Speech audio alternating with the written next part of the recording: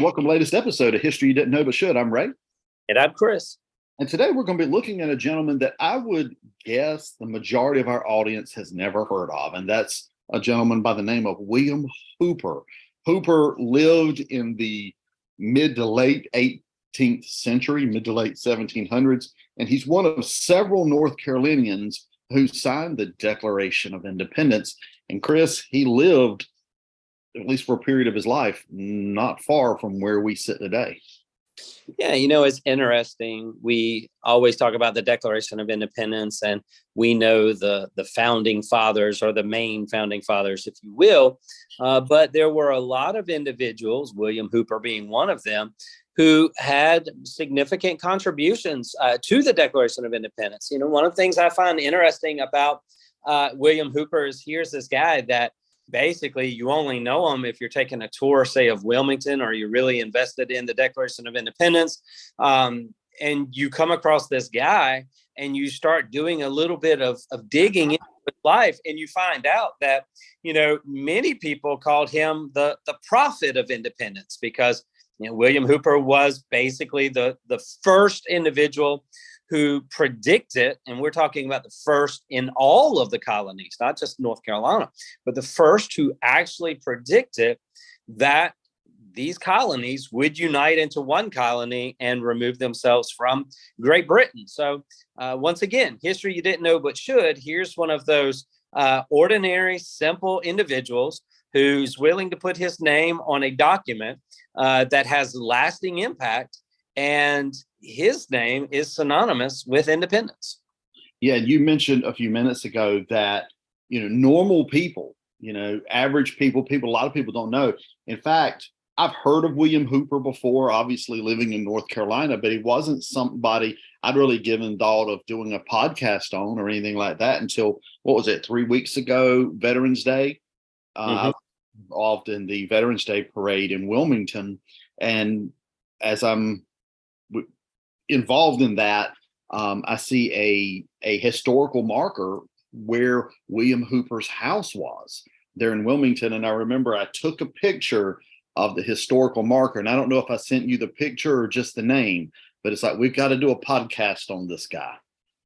Yeah, and that's the thing. Most of these individuals who are during this time travel a lot. You mentioned Wilmington, although he was also actually, I think he was born in Boston, Massachusetts. And so by being born in Boston, Massachusetts, his daddy was a preacher.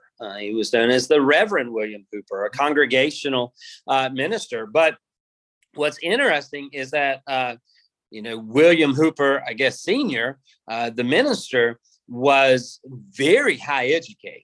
And, he wasn't just a simple preacher of the word, but he had been trained or educated in Scotland, I believe, before he moved over here to America. And, he becomes a congregational minister and then moves on to become an Episcopalian minister.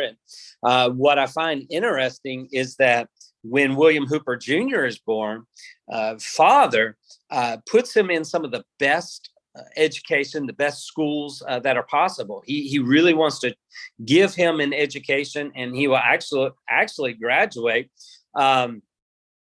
I think pretty young. I think he goes to Harvard, if I'm not mistaken. It wasn't Harvard University at the time. It was Harvard College. He goes to Harvard like at the age of 16, which, I can't even get to Harvard when, I was 18 applying. It wouldn't even take my application. But here he is at the age of 16 getting into Harvard. But Ray, one of the things that I found that was interesting is that he gets into Harvard. He ranks like 8th out of, I guess, 27 individuals. He's like a super, high-end guy when it comes to academic achievement, but it wasn't because of his smarts. It was because of who his daddy was and who his daddy knew. And that is how kind of all these doors will be open for him. And daddy is grooming him to be a preacher. And Harvard was a place that pulled out preachers. But William Hooper Jr. decided preaching wasn't the way that he wanted to go. He actually wanted to go a different direction, which would be law, which is kind of how he makes his way to Wilmington. Yeah, he gets a master's of arts in theology from Harvard College, like you said. And shortly thereafter, he moves to Wilmington. Of course, we're talking about Wilmington, North Carolina here, and starts a law practice here. He does, in between the two, of course, he does read for law, and we'll come back to that for a second. But he actually, in reading for law or reading in law, he actually angers his father to the point where his father disowns him. Basically, his father wanted him to go to be an Episcopal or Anglican minister. He wanted him to go in that direction. And when William Jr. did not, his father actually disowned his son. And of course, that was also over his later, William Hooper's later alliance with the Patriot cause, because his father would remain very much on the loyalist side. But he comes to Wilmington. He reads the law under a guy called James Otis. James Otis is a political radical. He's definitely somebody who we could say influenced William Hooper's political and legal thinking. Though, as we're going to see as we go along here, I think William Hooper was we're talking even the son here, William Hooper Jr., was sort of a conservative. He's going to remain, even when he's a patriot, he's more on the more conservative side of the Patriots and not so much on the radical side. Do you agree with that? I mean, yeah, I agree with that. And, I kind of go back to this idea, and, it's really hard for us in the year of independence of 2022, when everybody truly believes in have it your way, or, you go and do what you want, you be who you want to be. Back during the day, the literal word is groom. That daddy had groomed him for a particular position because dad, educated, very influential. But Ray, back in the day, a preacher was how you really got into the business of affluence and wealth and power. It was through the preacher. And lawyers, while of course we can look at Patrick Henry, and we can look at some of these other individuals who were for lawyers, there was a lawyer in every corner just about. But there was one preacher in the village, and everybody directed their attention to the preacher. You could go to any lawyer. And so I think, when you talk about this disown, that I don't know any other way to say it, but the hatred that William Hooper feels of being banished from his own home, I think actually has some weight when you come to this American Revolution and splitting and breaking apart. And, as he meets in, a little bit later with the Continental Congress and things, I'm pretty confident that he understood the pain that was about to happen through a breakup, because that same pain he had experienced with the breakup of his father. So I think it's important that we focus on that as well, and understanding that these men were not like these superheroes, but they were real, and they had pain, and they experienced personal anguish as they had to maneuver through the times that they were living in. Yeah, and he moves temporarily to Wilmington. Like we've already said, he grows a pretty good law firm there in Wilmington. So despite whatever's going on in his personal life, his professional life, he's sort of making good there. And he ends up in 1773 elected to be the representative of the Scottish settlement Campbellton. And now Campbellton's very interesting for me, because that's really right down the road from where I grew up. That's East Fayetteville. So he actually moves into politics there by getting elected to that seat. So he's moving up pretty quickly, his father was in the ministry, like you said, but he's moving up through the legal and political stratosphere there in North Carolina, not just simply in Wilmington, but outside of that, because I believe that particular meeting that he worked in met in Hillsborough, I believe. He's going to have a lot of connections up to Hillsborough in that area, as well as Wilmington. Yeah, and as he keeps rising up, people take notice of him, and it's not long in 1774, which North Carolina elects him and two other guys to be delegates to the first Continental Congress in which William Hooper will get on a horse and he'll travel 450 miles to go to Philadelphia, where he's going to meet with other members of Congress from all the other colonies. And it's there, the First Continental Congress, when, they're talking about the grievances that they have about England and all of the problems that England is giving the colonists. And I think at this point, it's important that we understand that William Hooper was still loyal to the crown. He was still that in that loyalist aspect, as you were talking about earlier. He wasn't a hardcore patriot. He wasn't a hardcore loyalist, but he still thought there's going to be more trouble for us if we break away from the crown instead if we work with the crown. And so what he wants to do is he wants to protect colonial rights. Yes, we have a king, and yes, we're subject to England, but we're also colonists, and we have our colonies, and we have our own rules and our own laws. So he's trying to tread that fine line of being loyal to the crown, but not far from his mind is this idea of independence. It stays close. And he's one of the younger members. I think at this time he's like 32 years of age. So everything has, as you mentioned, just kind of fallen in place for this guy. And he's like, okay, I'm moving up in the world. Things are going well. He meets with that First Continental Congress. And then they're pretty much like, okay, we've met. We're addressing the grievances. I want you guys to kind of go back home and pick it up from there. And in the state of North Carolina, but not just the state of North Carolina, but let's start looking at these different these different counties, these different not really cities at the time. I want y'all to start working through how we're going to make this relationship work. And it's there, I think it's in November, when he goes back to Wilmington and they establish, I think it was called like the Wilmington Committee of Safety. And he will be one of the individuals to serve on that committee. Yeah, he does serve on that committee there in Wilmington. And to go back to something you said, and I want to talk about this for a second. You talked about how he's sort of on one side, he's a patriot. On the other side, he's still something of a loyalist. So he's got his foot in both camps. And there's an incident with the governor of North Carolina, Governor Tryon.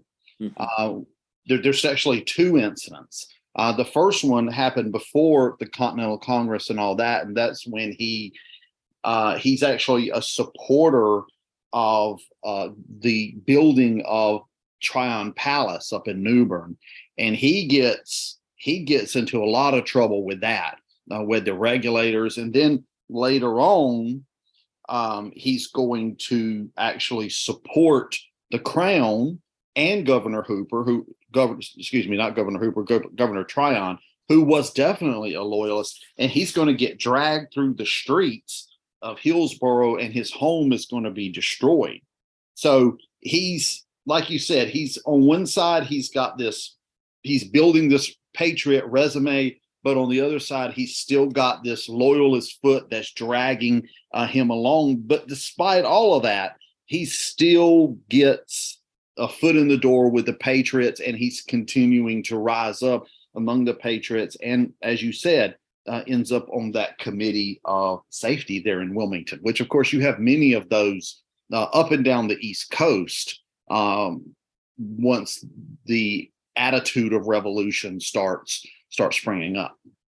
Yeah, and when he continues to rise, and he goes back to the Second Continental Congress in 1775, and when he gets back there, everybody says, "Oh yeah, there's a William Hooper. He's really good." So they put him on a variety of different committees, and he has different assignments, and he's really made himself to be someone. And what I think is still important is that he sees the country heading to independence. He knows it's going to happen. And that's where this whole prophet of independence starts coming, because, in 1774, 2 years before independence, William Hooper has this observation, and he writes to a friend, James Iredell of North Carolina. And, he basically says, the colonies are moving fast to independence, and it's not going to be long to where Great Britain is going to be ruined. And, we're going to adopt our own constitution. We're going to be free from all of Great Britain rule. And, we're going to be a new nation, a new land. And that was the earliest known prediction, if you will, of independence. And he comes up with that. But Ray, there's something, and I don't know the answer to this. Maybe you do, but when they go to sign the Declaration of Independence, when it's time to sign the Declaration of Independence, he's actually not there when it gets signed. And I don't know if you knew where he was or what was going on or why he wasn't there, but I found that interesting to note that when that did take place, he was absent when it was voted on and declared July 4th, 1776. He will go back and sign it, I think, on August 2nd. Yeah, he is absent when the document is formally approved by the Congress. He's actually, I've not seen his name on these lists before, but according to the information I got from looking into him, he was actually on the committee to draft the Declaration of Independence. So he was involved. I don't know. I know Thomas Jefferson wrote most of the Declaration of Independence, but he was somehow involved in that. So his absence when the document was actually approved is like you said, it's sort of startling. I couldn't find an exact reason for it, but one thing I do note, and I've noted it in my notes here several times, is that we see him falling ill on numerous occasions. So, for example, in 1777, he catches yellow fever while, I believe, in Philadelphia. And then later on, when he's in Wilmington, welcome to southeastern North Carolina, he gets malaria.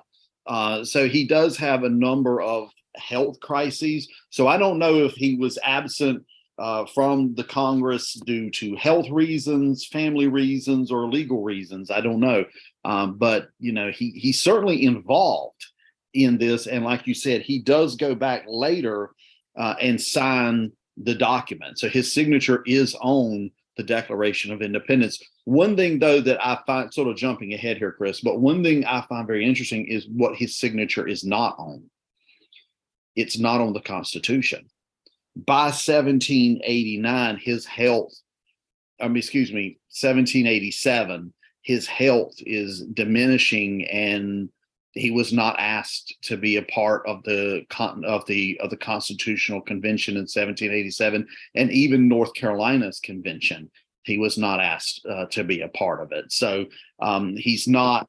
By that particular time, his health is failing, and his career is on the downslide. But here, still very early on, at the time of the Declaration, he's late getting to that.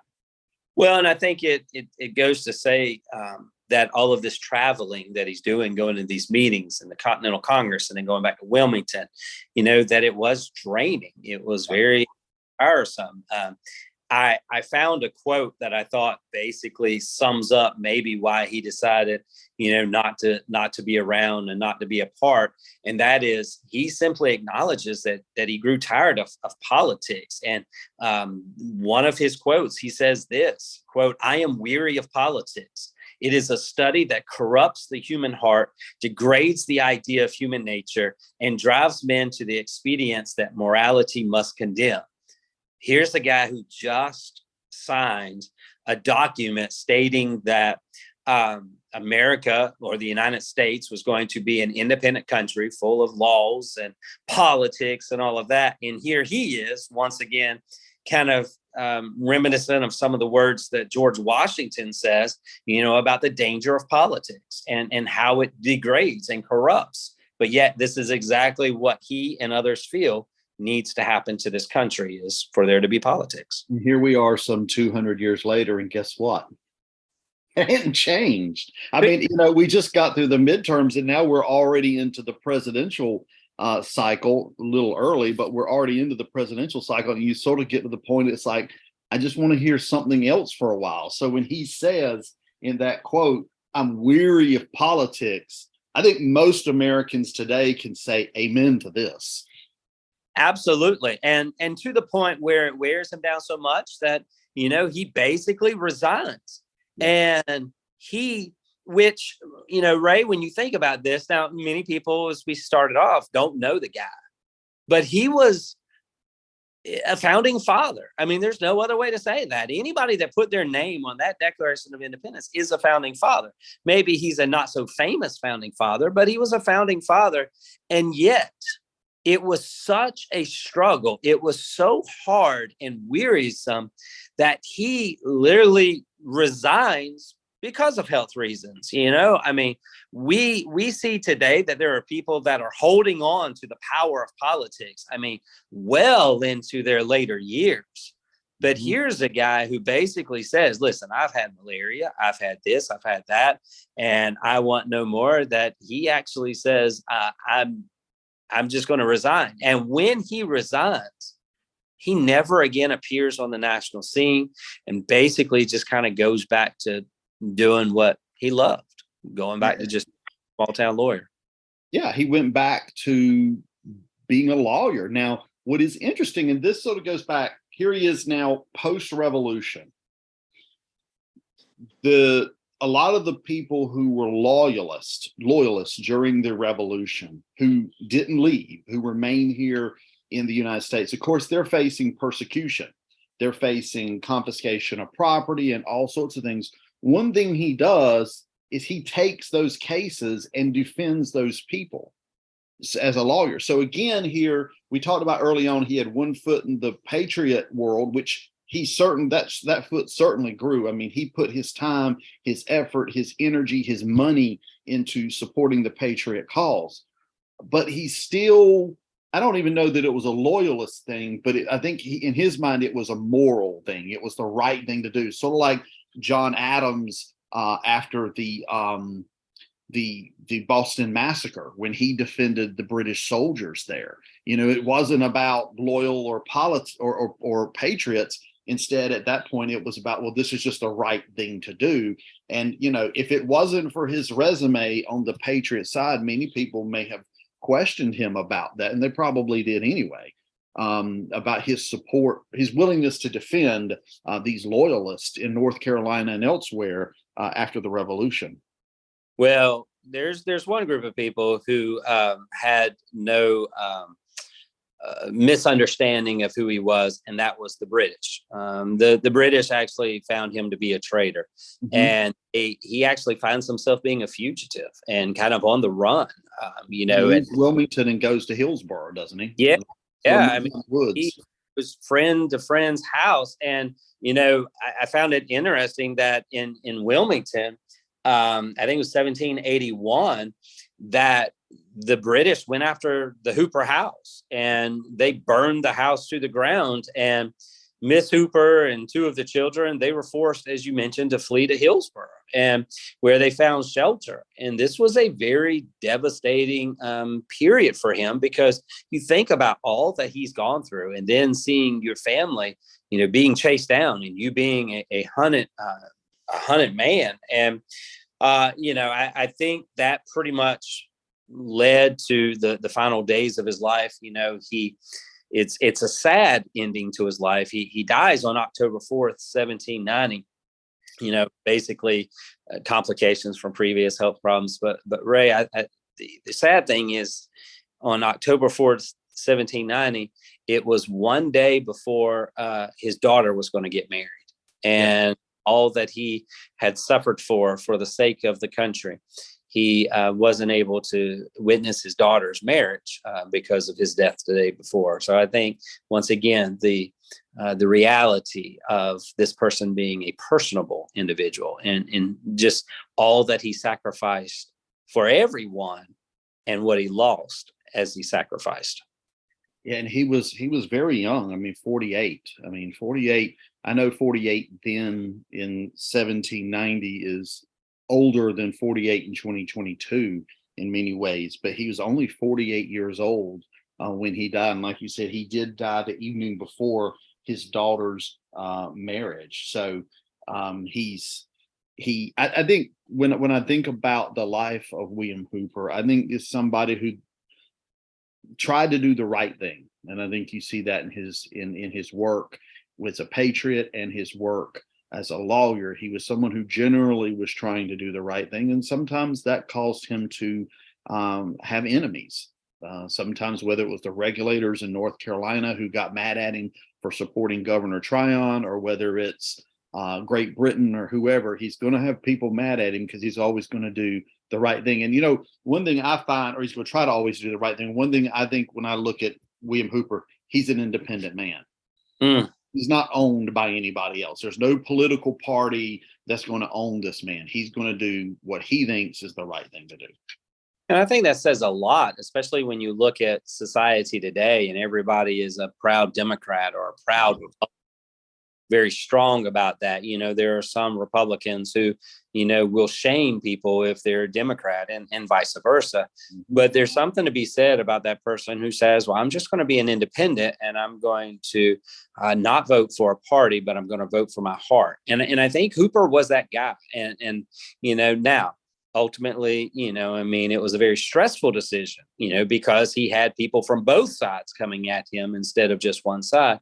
But he was a man who understood. And I think some of that probably comes from his dad, from that preacher in him, because he had his master's theology. He understood, the importance of simply loving one another. And that's why he pushed not necessarily for independence until independence was the only manner that could be taken. So, when you look at the history of William Hooper, there's a lot of valuable lessons that we can take from him. And I think what you just said is one of the lasting legacies, is being of sound mind and a pure heart, and make the decision that you think is best for you, for the country, for the nation, whatever it is, and not necessarily for a party or for a particular purpose. And I think Hooper did that well.